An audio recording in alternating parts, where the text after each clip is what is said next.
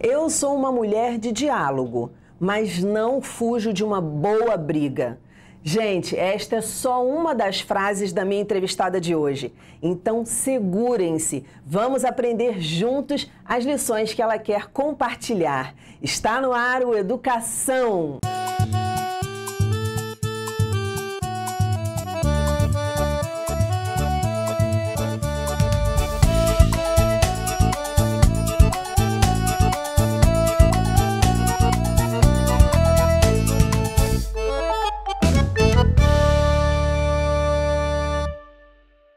Vocês já estão prontos para se inspirar?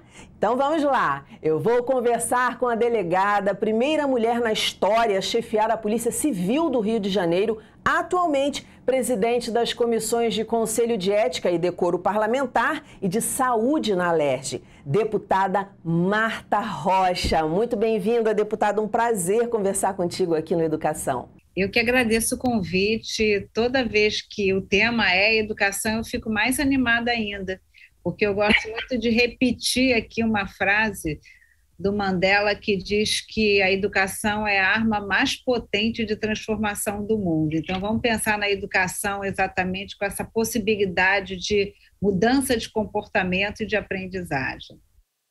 Exatamente. E é isso que a gente busca aqui, inspirar pessoas por meio dessas histórias lindas que vocês contam aqui pra gente, de superação, de lições de vida que aprenderam e como é importante essa troca. É maravilhosa. E aí eu queria começar, deputada, lá da sua infância, porque a gente sabe que a nossa base, né, o nosso terreno, vem muito de lá.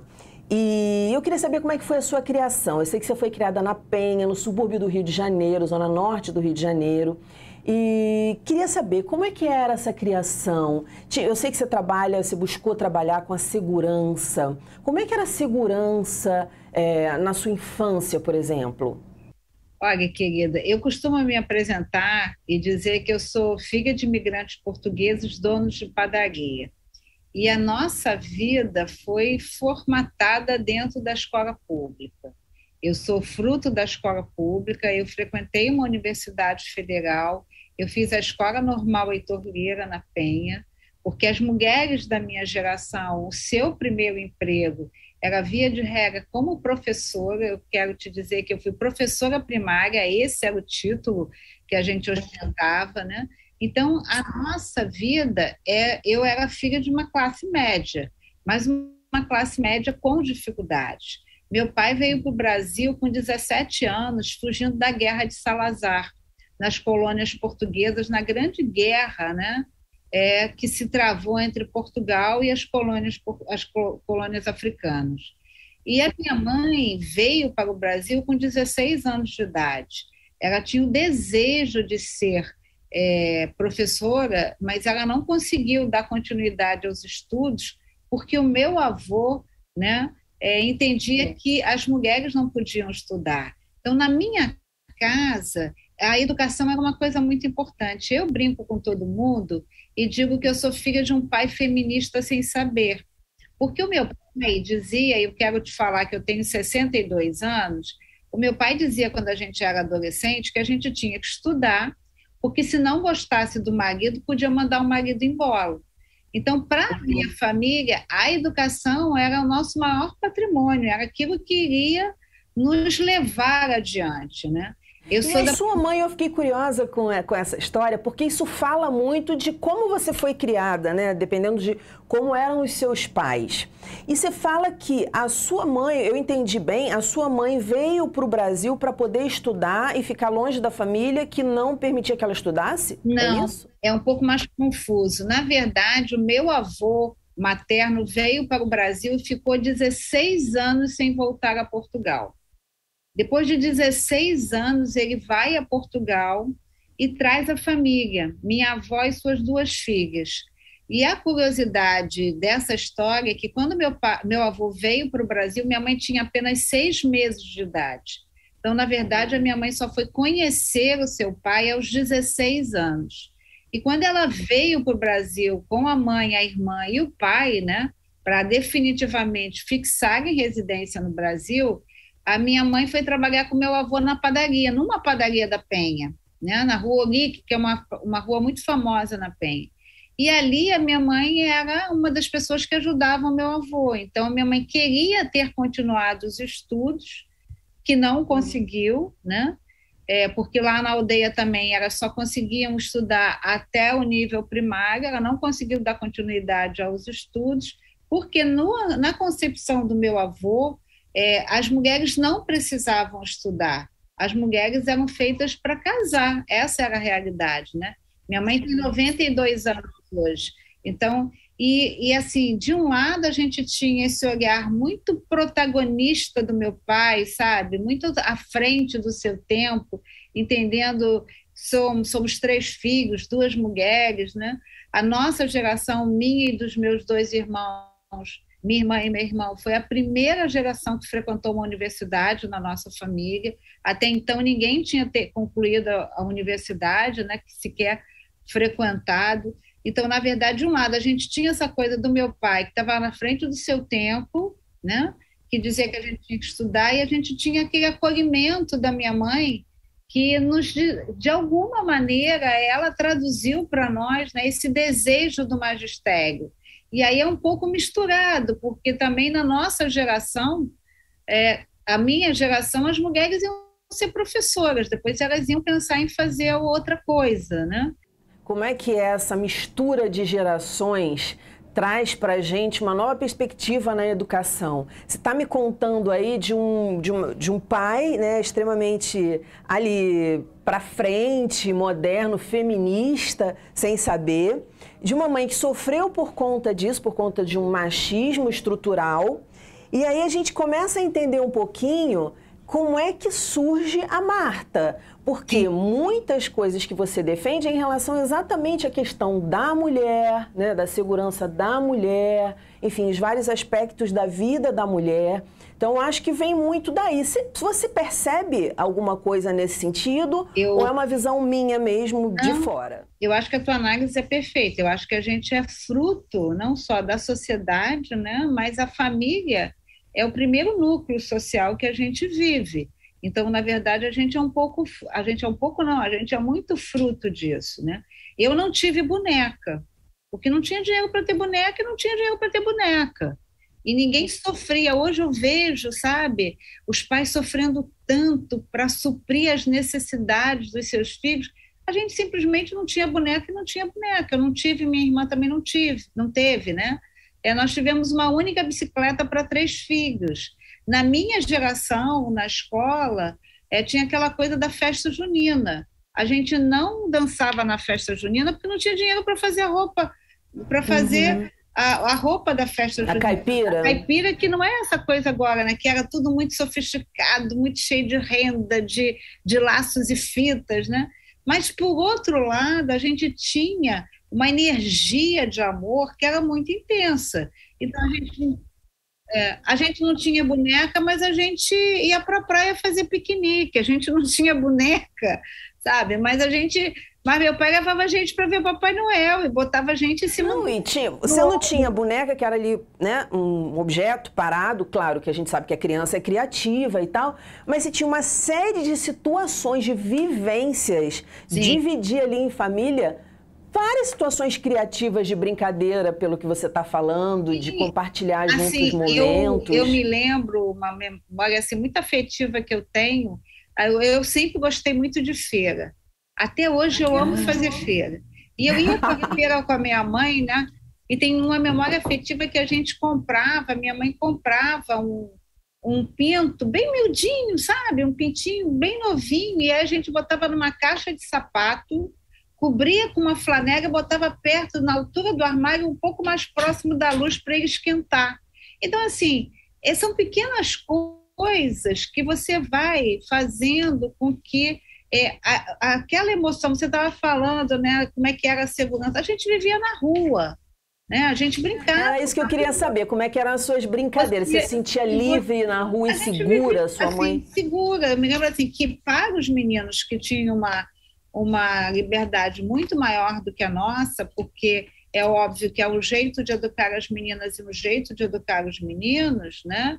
mas para os meninos eu me lembro com muita transparência a época do peão, a época da bola de gude, a época da pipa, né? Então, assim, mas ao mesmo tempo a gente tinha lá as comidinhas que a gente fazia, né? A gente brincava de um monte de coisa. Eu tenho uma memória assim, dessas brincadeiras de rua, de chegar à festa junina, a vizinhança se reunia em torno de uma fogueira e fazia uma festa no meio da rua sem combinar nada, né? Um trazia batata doce, outro trazia não sei o que, a gente fazia. Ah, isso é uma delícia, né? A sensação de comunidade, de Eu tenho uma pertencimento. saudade do subúrbio no momento assim da festa de Cosme e Damião. Era uma coisa belíssima, entendeu? E eu me lembro muito bem, eu já até contei isso aqui na Leste, na CPI da intolerância religiosa, que como meu pai era dono de padaria, ele conhecia todo mundo. E nós somos de uma família católica. E aí tinha uma senhora que tinha um centro, que era da região de matriz africana, que ela dava o saquinho de doce de Cosme e Damião que todo mundo desejava. E a minha mãe ficava naquele negócio, não, mas não, vamos pegar em outro lugar, né? Mas aí a gente ficava pedindo para o meu pai para a gente ir, então a gente ia e recebia, sabe? Eu me lembro como se fosse hoje, os doces mais gostosos, os melhores brinquedos, entendeu? Então, assim, essa coisa afetiva, né? É que eu acho que isso é fundamental, porque isso é meio como se você tivesse preparada uma dose de resiliência, sabe? Uma dose de amor guardada para os momentos difíceis, entendeu? Eu digo que eu sou uma pessoa pragmática, mas eu acho que um pouco aprendi isso na minha criação. Porque não podia ter boneca, não podia ter boneca, e ninguém sofria por isso. A gente pensava, bom, não tem boneca, mas vamos para a praia, né? Meu pai tinha uma rural vermelha, então botava... Isso deve ter também estimulado muito a sua criatividade, né? Sim, Porque você não sim. tem uma coisa, você precisa procurar uma saída bacana para aquilo ali. Exatamente. E eu quero te dizer, né, que ao contrário da minha irmã, que sempre foi a melhor aluna da sala de aula, eu nunca fui a melhor aluna, mas eu sempre fui a mais disciplinada.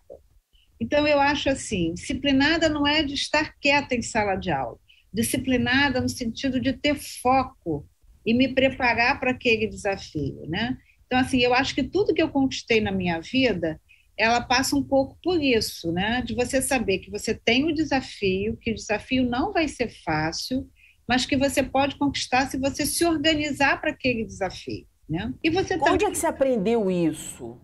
Eu acho que eu aprendi na dureza da vida.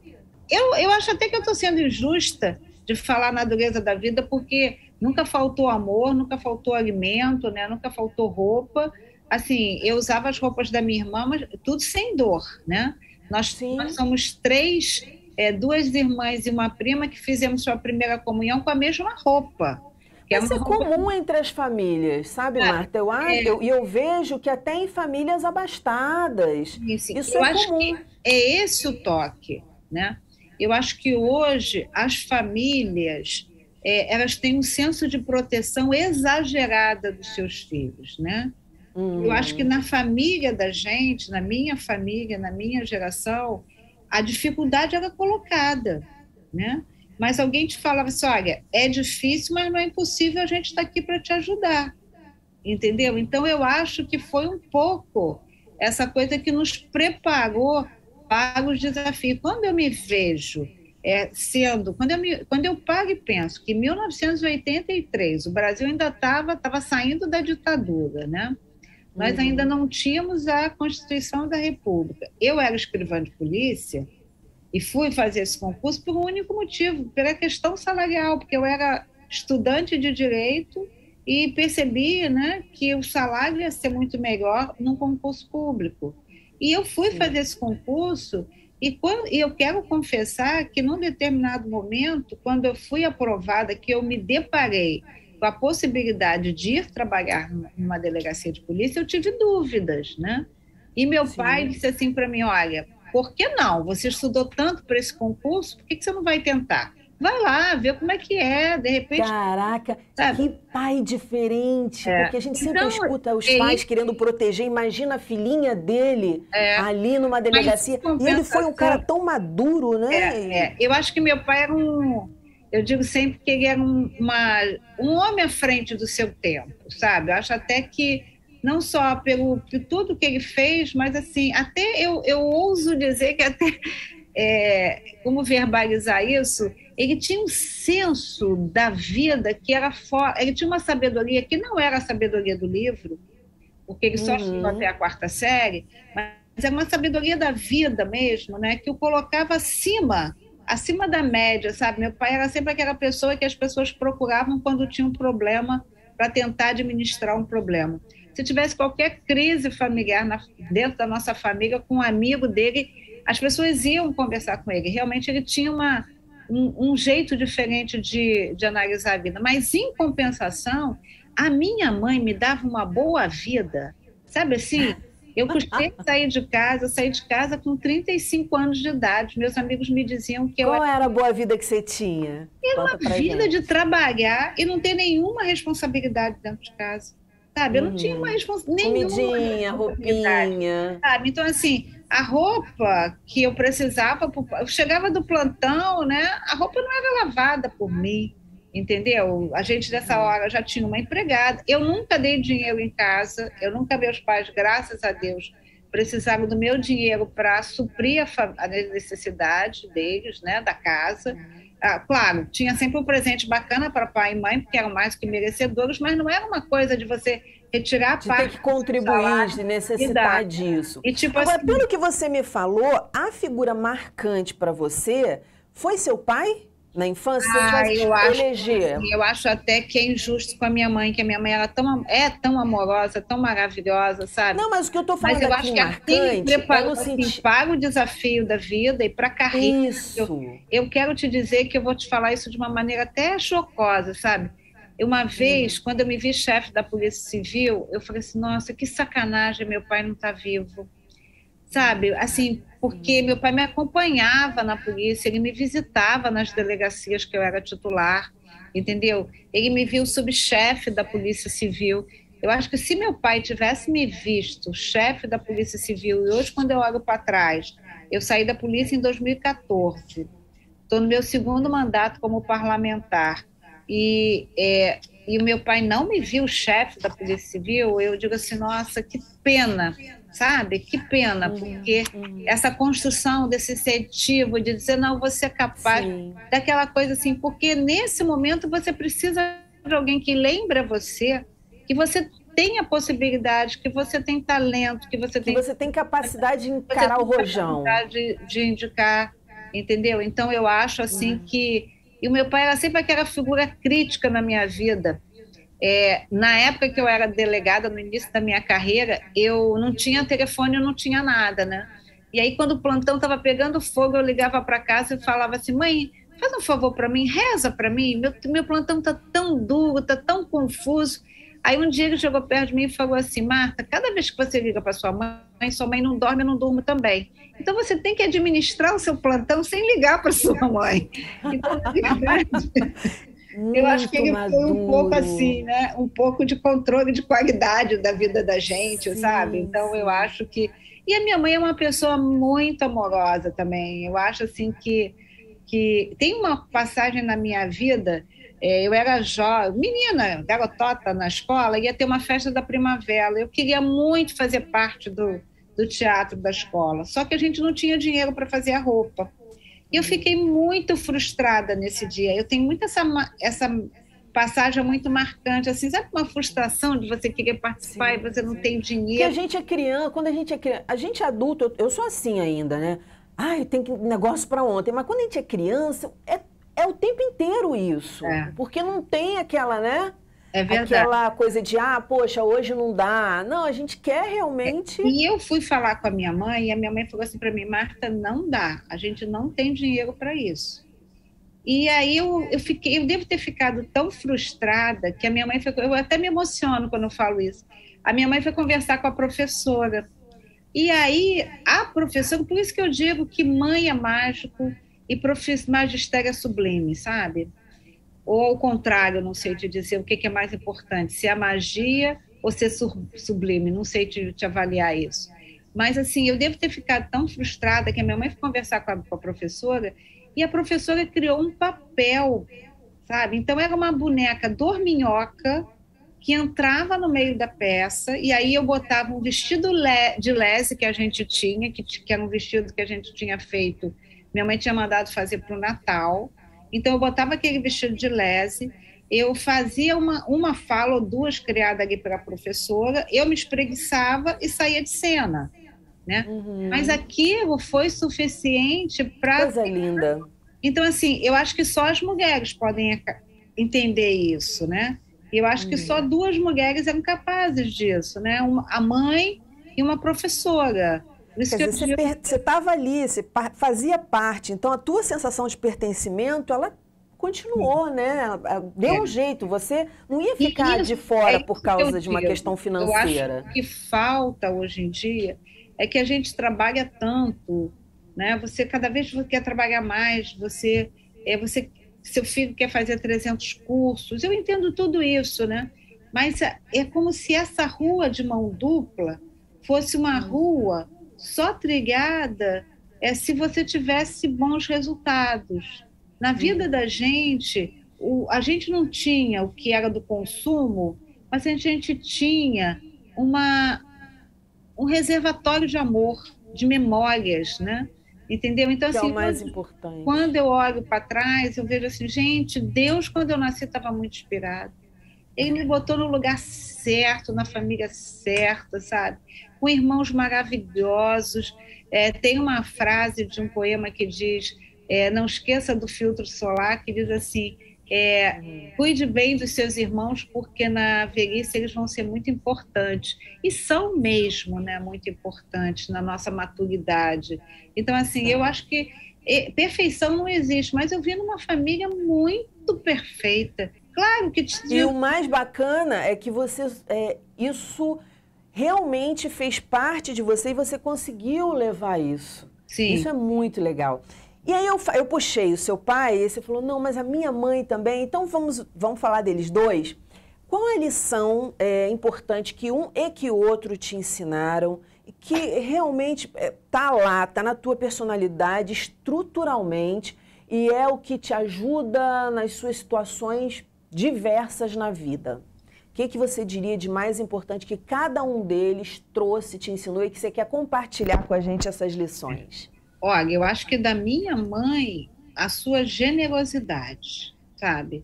O amor dela era tão grande por tudo. Tudo da minha mãe é recheado com uma generosidade. Ela é capaz, ela tem 92 anos, ela hoje mora comigo, né?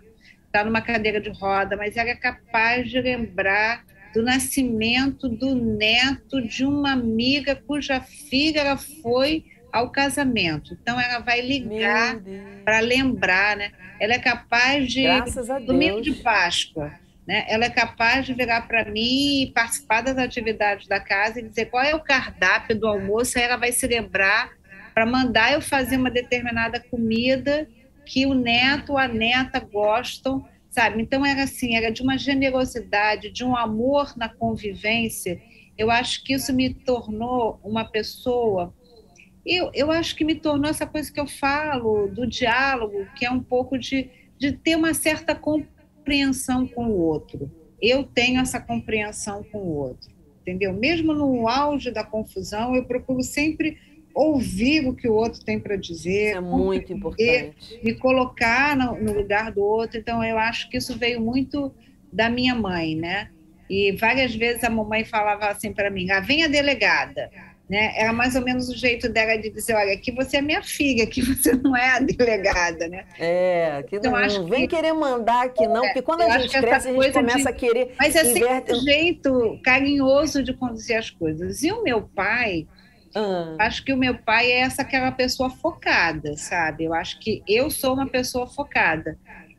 Tudo na minha vida, as pessoas falam assim, nossa, eu não sei como você consegue manter a sua agenda, porque eu planejo a minha vida, né? Eu não faço planos para o futuro, não é isso. Eu não quero fazer planos para o futuro, mas a minha vida Como eu tenho uma atividade muito intensa e como eu sempre trabalhei muito como delegada, como chefe da polícia, também como deputada, eu participo das audiências, eu Sim. apresento um número bem relevante de projetos, eu discuto os projetos, né? Então eu me organizo eu me preparo para o exercício do meu mandato, né? Para mim não existe improviso. A vida para mim não permite improviso. O sucesso ele está diretamente ligado, na minha opinião, à sua capacidade de ter foco e à sua capacidade de se organizar para aquele desafio.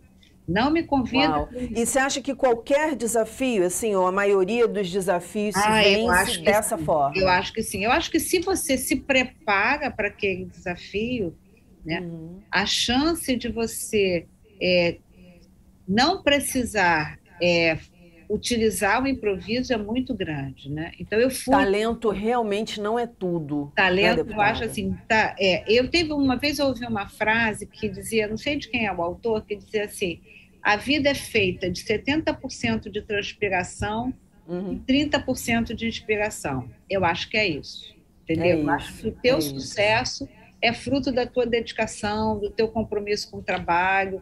E eu digo para todo mundo, né? Quando eu olho para trás, eu quero, nesse momento, deixar um pouco a humildade de lado e dizer que eu me considero uma pessoa de sucesso. Quando eu olho para trás, eu vejo a carreira que eu construí, de ser a primeira e a única mulher a ser chefe da Polícia Civil. Depois que eu saí, já lá vão 6 ou 7 chefes de polícia. Eu adoraria ver uma outra mulher ocupando esse cargo. Uhum, Tá? uhum. Eu estou no meu segundo mandato.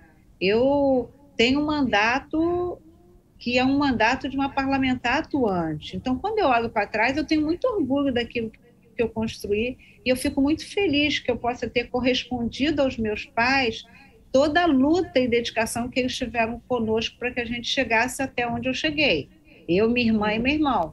Então, assim, eu acho que isso tudo não foi fruto de improviso. Isso foi fruto de Sim. dedicação, de compromisso, tá? E de foco. Eu acho que é isso. Marta, A minha vida é muito Ma- comum. Se eu conseguir, qualquer pessoa pode conseguir.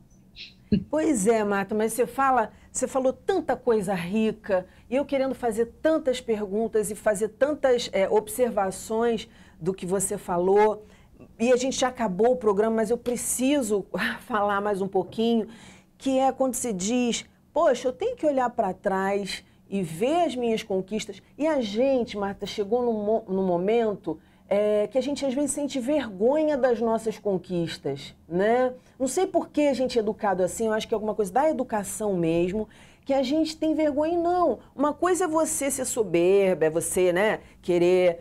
Outra coisa é você não mostrar o que é fato. Contra fatos não há argumentos. Mas eu queria, no finalzinho desse programa, porque você me ensinou uma coisa numa das nossas entrevistas muito bacana, que eu coloquei no meu primeiro romance, que foi, quando uma mulher se sente ameaçada, está num lugar ermo, em vez de gritar por socorro, grite por fogo, porque socorro todo mundo vai embora, acha que é algum problema, e fogo todo mundo corre para ver. Nesse sentido, eu gostaria que você terminasse dando algumas dicas ou uma lição que você queira compartilhar com as mulheres nesse momento que a gente vê assim taxas altíssimas de feminicídio. Eu não poderia deixar de te perguntar isso nessa entrevista. Olha, eu sou uma militante dos direitos humanos, em particular dos direitos das mulheres. Eu assim era, ainda como delegada de polícia, que foi numa delegacia de polícia que eu conheci a realidade da vida das mulheres, que para muitas delas é trilhada com violência e com preconceito. Então, quando a gente fala, vamos gritar fogo, e falar isso até com certo tom de preocupação, né? É porque a gente sabe que o patrimônio é mais importante do que a vida, né? Então, assim, quando você grita fogo, todo mundo vai correr para salvar o patrimônio. Quando você grita socorro, né? E como muitas das vezes as mulheres são culpadas são responsabilizadas pela violência, né? E a gente vê isso muito também na violência sexual, sobretudo. Eu quero te dizer assim, nessa vida eu aprendi que é importante as mulheres entenderem, né, que a vítima são elas são as vítimas, né? Acho que sociedade ela é construída com sentimento de culpa, né? A gente tem culpa pelo que a gente conseguiu, a gente tem culpa se a gente naquele momento está feliz e quem do lado da gente não está feliz. Aí a mulher, né, ela deixa a sua felicidade para trás para cuidar da felicidade do outro. Talvez isso tenha a ver com a própria maternidade.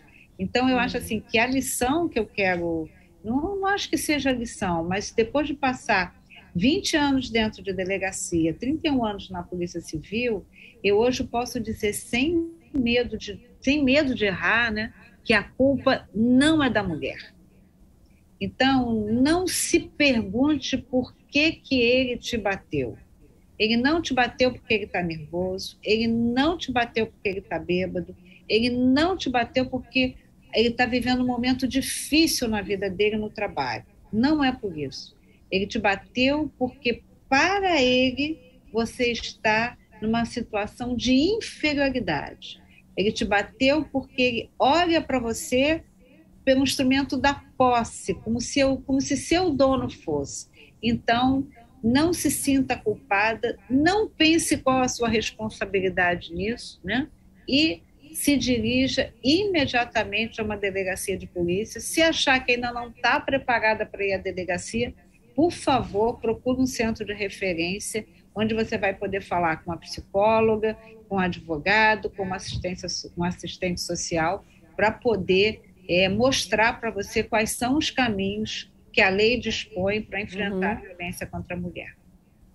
Deputada, muito obrigada pela entrevista, maravilhosa como sempre, um prazer te conhecer mais, saber mais da sua história. Tenho certeza que muitas pessoas em casa se inspiraram, como eu me inspirei também. E pessoal aí de casa, vamos concordar o que ela falou agora em relação a não se sentir culpada, no sentido de, minha parcela de culpa, porque sempre as pessoas usam isso, não é, deputada? Sim. 50%, 50%. Então, no momento que você foi agredida, não pensa nesse 50%. Está errado, está errado.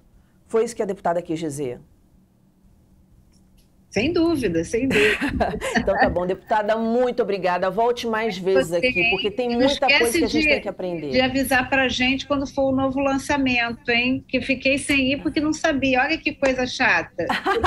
Mas tá digital, vai haver o lançamento. É porque com a pandemia não teve como, então tá na Amazon. Mas quando tiver lançamento, com certeza, faço questão. Obrigada pelo convite. Beijo, deputada. Só me espera um pouquinho, porque eu vou voltar para fazer umas imagens super rápidas suas, tá?